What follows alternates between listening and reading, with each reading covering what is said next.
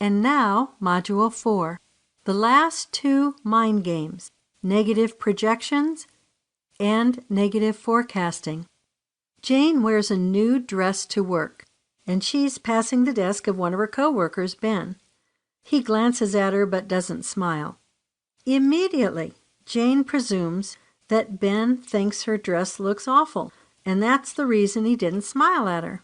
She goes to the restroom and looks in the mirror, chastising herself for even buying this dress in the first place. She thinks, I was crazy to get this dress. It looks awful on me. Ben didn't even smile when I went past him. It was a waste of money.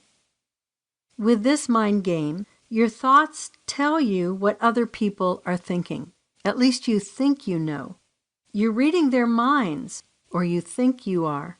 You believe others are always focused only on your faults. You actually project your own negative views of yourself as though they're coming from other people. You're sure you know what others are thinking, and of course, you always come out in a bad light. Although it is true that people sometimes do make negative judgments about others, generally your assumptions about what others are thinking are probably exaggerated and sometimes patently wrong. Realize that you don't actually know other people's thoughts unless you ask them to tell you. People may look at you or act a certain way for a variety of reasons. Most likely, none of these reasons have anything to do with you. Don't assume that you're in the wrong.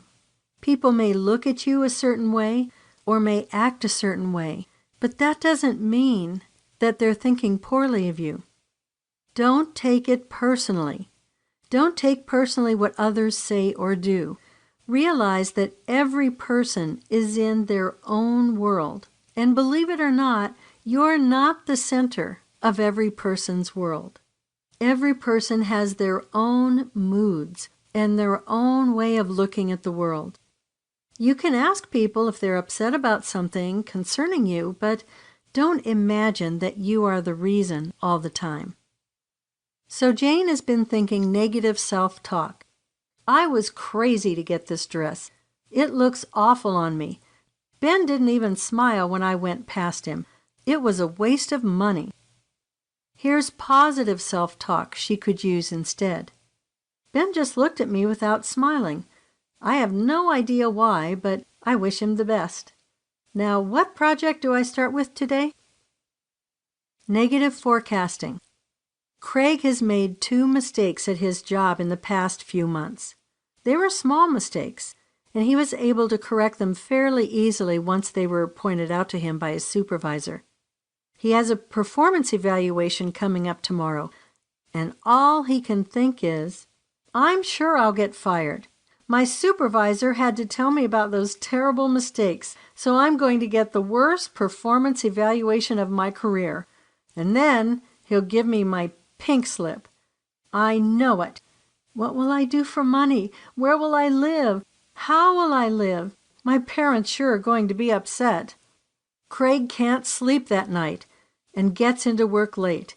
He's anxious and perspires all through the day until he is finally called into his supervisor's office for the performance evaluation. He's so nervous that it's difficult for him to speak clearly in his meeting.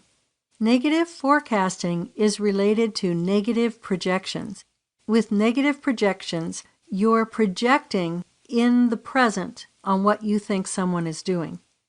With negative forecasting, you're projecting your thoughts into someone else in the future, that someone else is going to act a certain way or talk to you in a certain way in the future, and it's always a negative way.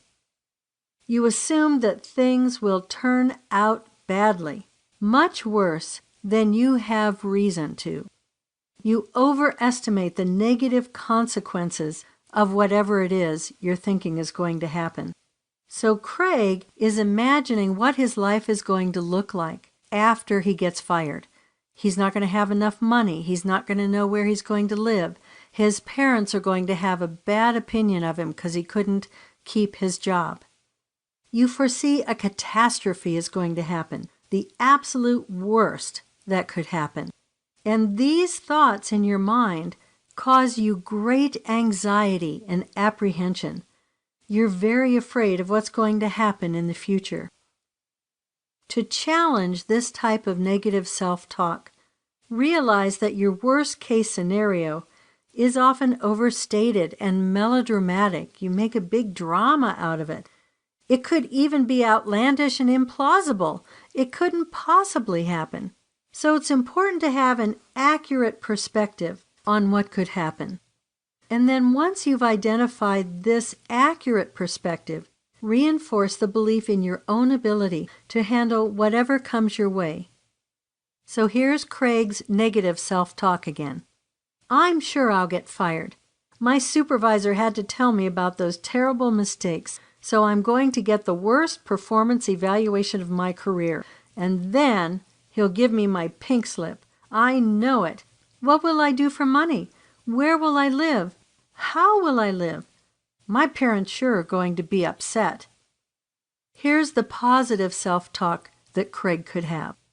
My supervisor did find those 2 mistakes, but they were small, and I've done a great job on these projects we've worked on lately.